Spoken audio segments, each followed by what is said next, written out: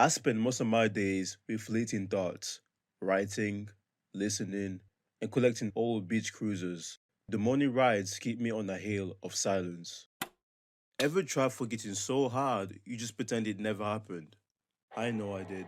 With memories, people, hell, even with myself. Escapism, I like we tell ourselves and call healing. Whilst I was scrolling for a couple shows to further cast aside my insecurities, I came across Erased. Now, I know what some of y'all are thinking. Bro, it's a mystery show. Yours crying over time travel and a grown man trying to have a reunion with his 10-year-old crush. Oh! Yeah, I don't go lie, when you put it like that, yeah, that sounds crazy. But sometimes, your boy just want to put down the boxing and craziness down and join himself in the immense language of subtle introspection. Erased isn't just about solving a mystery, it's about healing the part of you that never got a chance to grow up, the part where survival hit its limit. It's about going back so you can finally move forward. Session 10. Breakthrough. The setup is laid down with our main protagonist, Satoru. What the fuck? What's Oh up? yeah, get that nigga out of here. Yeah, definitely not this wide-headed buffoon. Move him away, bro. We're done with the 90s. Like I was saying, our main protagonist, Satoru. A sadistic 29 years old delivery driver with an aspiring dream of being a manga author, which quickly got shut down by the reality of our world. There's a twist to his identity though, called revival. Basically, revival is a special phenomenon exclusive to Satoru that allows him to jump back in time in order to rescue someone from a fatal accident within his proximity. With that ability, he uses it for the greater good, like saving a kid from dying and never experiences the wonders of GTA 6. With that being said, I hope I'll always stay long enough to play this game, if they don't delay it again. But what I enjoyed about Erase so far is how grounded it stays. Satoru is just a regular dude with no powers or plot armor. While we usually see the faces of praise in the world with situations like these, he missed the faces of involvement and consequences, hence him getting into accidents trying to do what's right. He gets a second chance, but not a second life. As he comes home from the hospital, ooh. I know you had a sister, Satoru. Shit, I mean, I can make a mean carbonara. I ain't got no parent born in me. Before her, shit, I'll be the father that stepped up on some real shit. But let's get back on track. His mother is basically watching him for a bit, and we can see their relationship is layered. While they seem to deeply care about each other, you can tell when two people who've been through a lot of damage learn how to speak in silence. And it's taken aback from an incident that happened years ago, where two of Satoru's classmates, in which one of them was named Kayo, were kidnapped and murdered in cold blood. The presumed murderer for this case was a 20-year-old dude who really seemed cool with the kids. With that being said, while it's normal to make bonds on a friendship surface, what the hell does a 20-year-old have in common with a 10-year-old? Nah, I know damn well nothing. Maybe the depressive state of education from nursery to university. Now, remember this scene I've shown earlier? This particular dude was minutes away from kidnapping an innocent child as Satoru's revival was triggered, but his mom stopped it right in time. And dude was so angry about his failed attempt, he went on to stalk them, till eventually, the doors of choice opened themselves to him, and with them came the horrors of free will.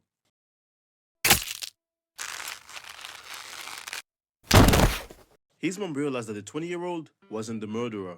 She tries to call her son to warn him, but it's too late. Whole time, her son's whipping it up in the kitchen like payday is tomorrow, like, that's why Domino's got the best pizzas hands down. But eventually, he goes home, not to his mother's embrace, but to the silence of her corpse. And right before this, he walked past the monster with no instinct set to my surprise. Like, dude, let's think for a second. Your doors open, you see a mysterious man in all black with red eyes. You don't find that suspicious?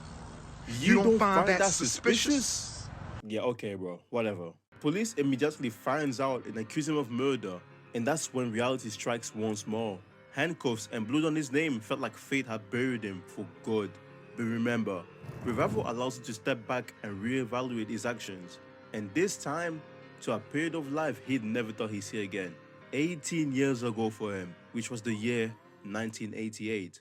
Straight Outta Compton was released, Photoshop was created, Super Mario 2 was booming. Pretty solid year if you ask me. And before you say anything, I am not uncle in any way whatsoever. I'm only 19. Anyways, Satoru had to make sure the revival wasn't playing tricks by checking his old home. And at last, thank the heavens, because mother was still breathing. Y'all, she still is as golden as she was in the present. That's my type of milk right there, bro. But anyways, Satoru finds closure in seeing his mother again, even crying when enjoying her meal. Crazy how the past feels safer than the present. But hey, healing doesn't start with peace, it starts with pain. And Satoru, he was finally feeling it. He had to lock in and make sure that with this revival, he stops the murders of his friends and the murder of his mother. This was his second chance. He takes notice of Kayo, who was murdered, and wants to play it safe with her. The whole group was geeked. They're thinking he's trying to smooth talk to her into a play date during recess. And I mean, he tries to talk to her after school, but it's nothing like he thought. You can tell when someone is hiding their trauma as he notices the bruise on her leg. She said, "You wanna be my friend? Spin on the block for me then." What? She's 10 talking about upping pole when math homework is her main concern. You can't make this up, bro. I keep telling y'all, bro, Lil RT really ruining the next generation. One of Satoru's friends called Kenya tells him to read her dream essay from the class book if he wants to know her better. And we come to find out, she feels out of place from everyone. Erased, one could say. She felt like an outcast and wanted to be free from everyone and everything, far away from a place she could only enjoy. Upon reading this, Satoru went on his way to stay out after school and found her at her secret spot. There, she says she can see through him and that a mask won't hide who you are inside, which herself is reflecting on as she's also putting up an act to suppress her truth. And while that remains true, our boy admits that deep down, he wants to appreciate everyone, including her. So he invites her to her birthday party, and she accepts. He wasn't just trying to save her, he was trying to show her that her life is valued. We move on into the next day. The class is having an ice skate race, and Mr. Popular doesn't seem to love the glaze for some reason. Satoru races against Mr. Popular, and he was washing that boy up with no soap. But again, he's on a mission, and so he decides to purposely lose the race. He did the exact same thing back then, which then felt like a mistake to him, and that alone broke his trust with Kayo, as she knew he lost on purpose. And it gets worse, bro. He asked her for her birthday, and she aired him, and then Kayo doubled down by telling him they're both fakes, and to get the hell on. I couldn't believe my ears, son. That stoic mentality really comes in clutch. I'm not letting a kid talk to me crazy like that though. Satoru eventually finds out from his teacher that they both share the same birthday, which is March 2nd, meaning the day she died was March 1st, so he has 11 days to prepare until then. Now, y'all remember that 20-year-old? Jun was his name, and to be frank, he was a pretty chill dude. I mean, his whole demeanor didn't give off murderer vibes. Like in all honesty, the only threat I sensed from him was him having his adult magazine in public. He had that stuff on plain sight, bro. That's some serious goodness status. You cannot mess with such individual. And that's where we get the shift coming in. The reality of Kayo's life. Bruises may fade, but her fear doesn't. As Satoru comes in with the harsh truth trying to help her. Her lame-ass mom pops in the frame trying to portray trauma, and oh boy, it doesn't get any better from here. Her dad is worried about keeping some ice for his drink rather than helping his daughter being drowned. Some people don't deserve to be parents, bro. And Satoru sees all of it. The broken home, the fake smiles, the kind of pain no kid should ever be normalized on. And I resonate with this with my own experiences. And Satoru being present in this is the key to starting a rescue. And so, he snitches to his teacher who also caught up, and the school plans to save her as soon as they catch up with CPS, but it might be too late then. If the teacher caught up, that's pretty much confirmation of the abuse, right? How about you go save her right now, gang? Like, what's holding you? Damn slowpoke. Satoru is already working overtime. He's even taken her to a beautiful hill to appreciate nature. Red foxes, giant Christmas looking tree with a sprinkle of how do you spell this? Hold on. I generally don't know how to say this, y'all, my fault. Aurora Borealis, or Aurora Borealis. I think that's how you say it, yeah. Yeah, so basically that. And in that same moment, Kayo finally showcased what hailing with that hiding looked like. It was the start of her liberation. Homeboy even pushed past his limits and went up to that ratchet, that monstrosity, that deadbeat excuse of a mother to take her out on a museum date. Mom was putting up some insane defense talking about, oh, I can name 1,000 reasons why she's not going. You were gonna beat her ass even if she wasn't. Like, dog, it's rooted problems like these that don't just fade with time. Someone's always gotta suffer a little bit more to break what broke them. And it's a real shame because we were about to witness it, but Satoru's mom steps in right in time to call her out. That pause gave the mother a chance to break the abuse pattern and let them go on a date. Yo, shout out to Satoru's mom, man. She's really supportive and doing what's right for both sides. The kids enjoy their date, but Satoru's got deja vu, like he's repeating the past, and he definitely wants to avoid that, making sure that his actions alter the future outcome of his peers. And then Kayo's death day comes along, March 1st, and our boy works extra to make sure she survives, doing anything in his power to avoid such tragedy, even to the point of waking up in the middle of the night to make sure the day ends. And it does. Satoru changed the future. It's March 2nd now, which is both of their birthdays. The duo goes birthday shopping after school and comes home to a surprise party. And for the first time, Kayo finally gets to do something she's probably never done in her life. Just being a kid. Laughter, warmth, people. This wasn't just a party, bro. This was Kayo's bloom towards a new view of life. Healing right in front of us. Satoru truly did the impossible, bro. And it worked out in the end. Gotta give him a round of applause for such dedication, man. Is what I would say if this was the end. Wipe that smile off your face. We're only 4 episodes in. You know, it's cool how healing can really feel like a lie when the past comes knocking on your door again. Like no matter how far people run, pain always got a key to that front door. Leaves people as a bunch of poor souls in survival mode. Kayo didn't show up to school that day. Satoru rushes to her house, but there was nothing. He was so damn depressed he skipped school for 2 days. That's how I was when I lost my first love. I feel him. Didn't eat all summer. I came to college looking like skinny Steve Rogers. He eventually goes back, but the teacher tells him to go along with a fake story until they find her. But they don't. Days are not getting better, man. Another kid got kidnapped as well. The town felt grey and empty. And it doesn't get any better with that damn mother. Like honestly, I think she should die. I said it. Because she threw Kayo's clothes away with a smile. And it could have only meant one thing. Satoru cries and runs away after figuring out what happened to her, and his revival sends him back to 2006. He's still on the run from his mom's murder, so he runs to his manager's house for refuge. But let's be honest to ourselves, any kind of similar involvement, we're all snitching. The second I hear jail time be put on my soul, I don't want to be behind bars. I'm talking for days. And that's what his manager did. Satoru escapes and his co-worker Airi saves him when all hope seems lost. She can tell he didn't kill his mother, so she tries her best to help him at her house. Satoru realizes the stakes when Kayo's death date shifts to March 3rd, meaning he still has a chance to change the past. Up in the library trying to figure out who could possibly be behind all this. Tom Holland, Kevin Gates, Noah, could be anyone. The manager ends up being suspicious of Airi, and she catches him and ooh, he gotta be hurting. She tells him if you really want to help, then don't snitch to the feds. W press. She meets with Satoru since he can't hide in her house and explains that she wants to trust him because her dad had a similar experience like this. Basically, her dad got accused of stealing chocolate and it ended up in divorce. Wow. Anyway, she gets home and oh lord, the Grim Reaper had death on speed dial.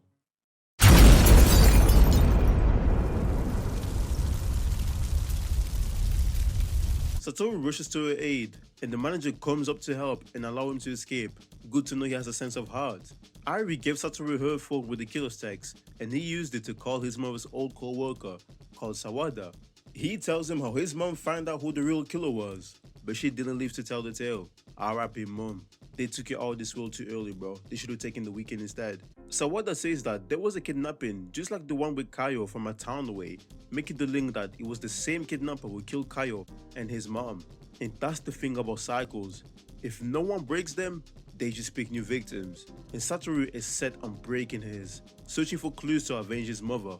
As for Airi, she's up in the hospital telling her mom to believe that Satoru is innocent. And I feel like she should because divorcing someone over some damn chocolate they didn't steal is low-key crazy.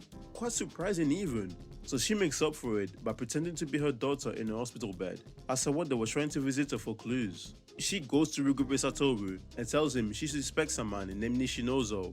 Make sure to remember that name. But nevertheless, the killer is always a step ahead. This is why you should always watch your back. The police come in swooping from their hiding spot and arrest our protagonist. And to make matters worse, the killer himself was there, watching the whole thing go down in 4K.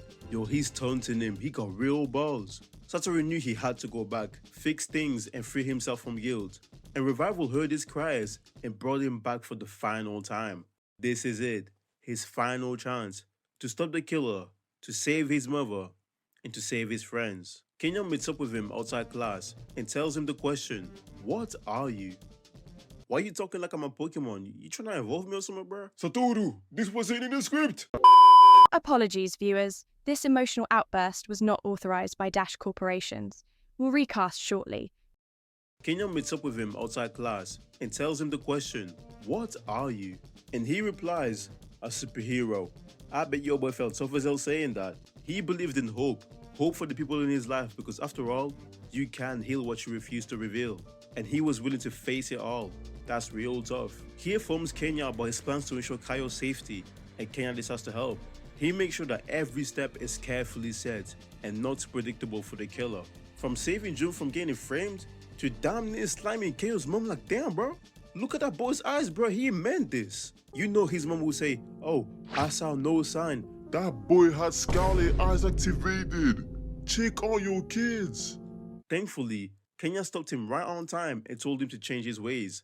So he changed his plans. あのさ、今からお前のこと。 Anything to save her, I guess.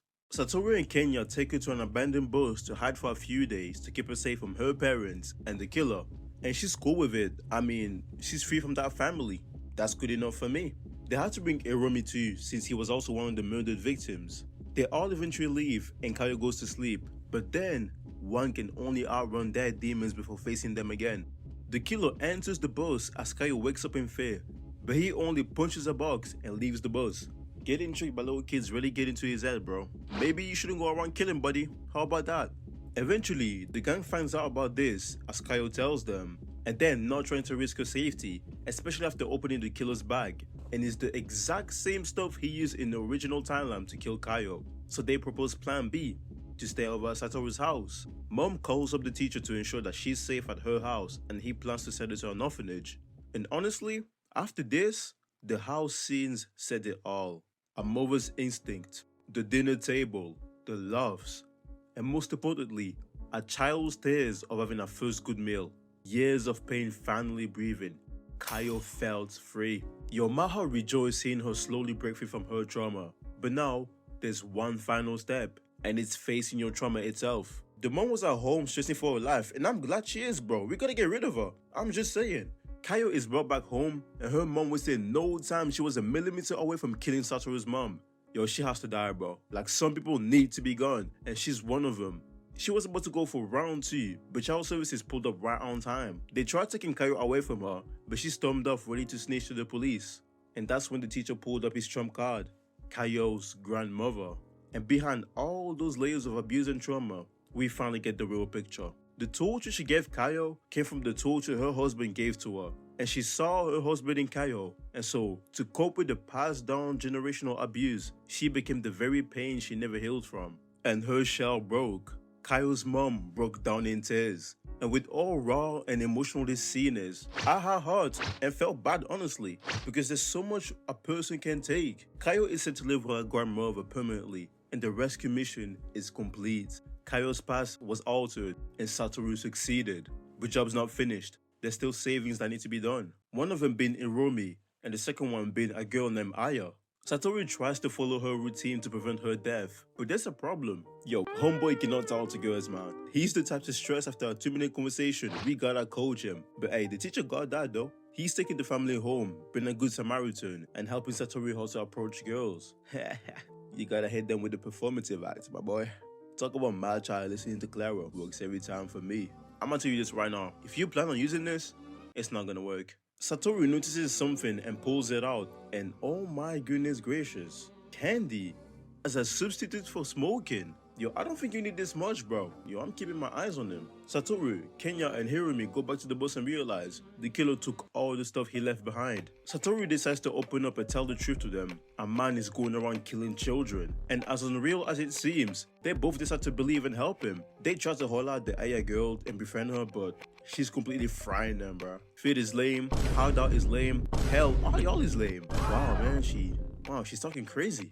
Wouldn't that shit happen to me though? Y'all remember that Misoto girl? Yeah, ever since she got pressed for putting the lunch money in Kayo's bag and getting exposed, the whole class switched up on her. She's all alone, and that makes her an easy target for the killer. Satoru makes the incline of following her to her Ice Rocket center. I say Ice Rocket, bro. ice hockey center. He tries waiting for her outside the toilet rooms, but she's not coming out. He sees John's dad's truck leaving and makes suspicion of it by asking the teacher who just happens to be there to follow it. Ladies and gentlemen, everything you just trusted is about to be twisted, and I'm a victim of it too. The car my man's driving, it ain't his. There's no candy to be eaten, just lies to be revealed. The man behind the kidnappings, the murders, was none other than the teacher himself, Yashiro. I'ma keep it a bit with y'all, bro. I already knew it was him. I just needed confirmation. Hey, that candy scene was enough for me because in what world would you need all that candy for, bro? No grown-ass man is trying this hard to summon the Tooth Fairy. I can tell you that. Yashiro realized how Satoru messed up his plans, so he made sure to lure him into a trap. At 11-year-old, this dangerous, he knew he had to erase the evidence, so he drives him into a lake and traps Satoru in the car to drown and die. Our boy is trying the hardest to escape, but it's too late. Satoru's flame has faded. It's been 15 years since the incident, and our boy just woke up as apparently he was in a coma the entire time. 15 years, he's never getting back. That has to be one of the scariest experiences a human can face. He's also lost track of his memories, which makes it even worse. Thankfully though, the gang is still with him after so many years. On some real stuff though, hold tight to friends like these, like it's a beautiful thing to never walk alone. And at last, the best part for last, Kayo is alive and well in our presence. All because of Satoru's help. She's happy and married. It doesn't get any better than this, bro. But I'm gonna be the one to say it. I genuinely thought she was gonna marry him. But hey, life doesn't give you lemons, I guess. Satoru can't seem to remember why he did despite the good news. So he works overtime to get himself back on track and regain his memories. But little did he know, what goes around comes around. Y'all remember when I told y'all to remember the name Nishinozo? Here's what happened. The devil himself, Yashiro, came back after 15 years to haunt him, and he changed his name to Nishinozo. He's been waiting for this to happen, bro. They casually meet eye to eye for a while, until silence was out the window. Satoru wanted to talk to him, so they went to the roof, and that's when the man of the hour reveals he remembers everything now. This right here is the finale, so y'all better lock in. Yashiro knew that Satoru was gonna call him out, so he did the dirty. He drugged that innocent girl, then used Satoru's fingerprints to make it look like he killed her, and then killed our boy to make it seem like it was a suicide case. Yo, 15 years, the Ong still moving like this. You gotta respect the hustle. Satoru says that he used to look up to him as a father even, and Yashiro felt the same way. He felt that his purpose was aligned with Satoru's existence, because he needed him. I mean, the dude waited 15 years to slime his arch nemesis, even when I had to take care of him. That's gonna be some form of wicked obsession. And I was right, because when Satoru tries to prove it by attempting to jump off, he stops him seconds before. That alone proved that Yashiro was nothing without him, because Satoru was the only one who truly knew what he was like. A psychopath with his darkness tied to his only light. And as he cries from telling the truth, he let Satoru fall to his death. And for the first time, he sees he's nothing without him. So he decides to join him and jump too, chasing the only thing that ever made him feel alive. I'ma stop you right here, bro. I don't think you're going in the same place as him, amigo. But hey, go ahead and jump. He notices at the last second that our protagonist is still breathing. He fooled him with a plan he made with his friends. And that was the end of the devil's rampage. The cat and mouse chase was finally over. Satoru finally solved the mystery, restored peace within his people, and restored peace within himself. Fast forward, he became a successful manga artist. Jun had a good future and even married a black woman. He knows ball. That's my guy. The squad is all together, with all of them being successful too, and that's pretty much it. But for me, the final scene is what really wrapped up this whole entire anime.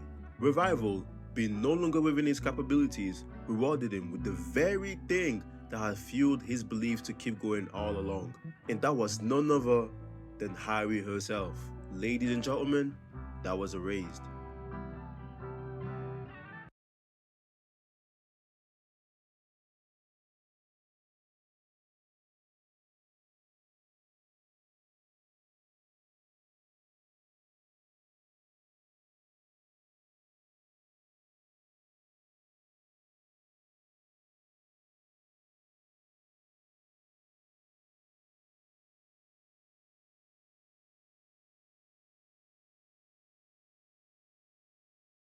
I just want to say thank you if you made it this far into the video. Like, I really appreciate it. This was supposed to drop a week earlier, but because I was like in a mental block in a sense. But I'm alright now. Everything's cool. Erased. I absolutely love it personally. I watched it when I was like 13, but I'm gonna be honest with y'all, bro. I'm a fraud. Like, I don't be watching anime like that. Like, I only started like watching properly when I was like 18 or 17. But back then I used to be a big fan, but only like you know them days when you used to watch anime for like YouTube compilations, like it would be like cropped with bad quality and all that. Like that's how I watched that's how I watched Naruto back in the day. But yeah, because I was like trying to like revive my fight for anime in a sense, I decided to rewatch Erased. And eventually I was watching it, I was like, you know what?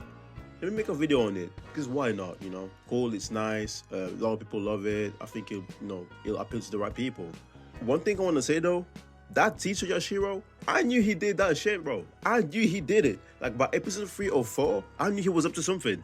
Like you can see in his eyes, bro, because what grown man literally puts multiple hamsters in a cup, glass, whatever it was that I don't remember, and then make them fight survival of the fittest. Like, bro, he was evil from the womb. He needed to go, bro. But otherwise, I've seen a couple people like complain that the ending is flawed.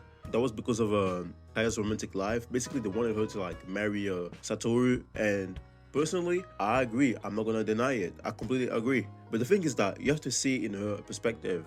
The guy was asleep for 15 years. Who is gonna wait 15 years, bro? I mean, Yashiro did, but like, you know what, this point is flawed. But in a sense, you gotta see it from her side. Like, it's normal for people to leave. Like, it's part of life, if you feel me. Like, at least it's realistic. One thing I want to say one more is, some of you might wonder why I use Mr. Morale for this video. I freeballed. But not necessarily freeball, but like, I took inspiration from a YouTuber called EBMP4, by the way. If you haven't watched him, check him out. His videos are absolutely fire. I love him. And I kind of wanted to portray the musical aspect and introspection towards an anime that might relate to it or might work with it. And I was listening to Mr. Marley the other day. I really love the album. Kendrick is one of my favorite artists of all time. And you know, as I was listening to it, I was like, yo, like, I feel like this can work with Erased, you know, because they both got like themes of trauma, fighting your past, guilt, and you know, all that sorts of emotional turmoil and emotional honesty that works for both. And you know, Erased kind of does the same, but you know, with its story of time travel and childhood trauma. And I feel like the mood and just the overall sense and complication of Mr. Morale, it's been able, showing all kinds of what's the word? Vulnerability. I think that's how you say it, yeah. I feel like it honestly worked nearly perfectly with the tone of Erased. And to me, that just felt like more of a story. They're just a cool mix-up idea, you feel me? And I felt like they both told the same story in different parts, in different ways, and I wanted to bring it to life. And you know, so I really enjoyed making this, bro. I really enjoyed making this. I'm probably gonna continue making videos like this at some point, you know, like long form videos that theme with a certain theme of an album, you know. So shout out ABMP4. But yeah, by the time you're hearing this, I'm probably working on another show. But yeah, my ass is definitely tired. Thank you again for watching. Please watch Erased, and please, if you haven't listened to Mr. Morale, go ahead. But anyways, guys, I love y'all. Until next time.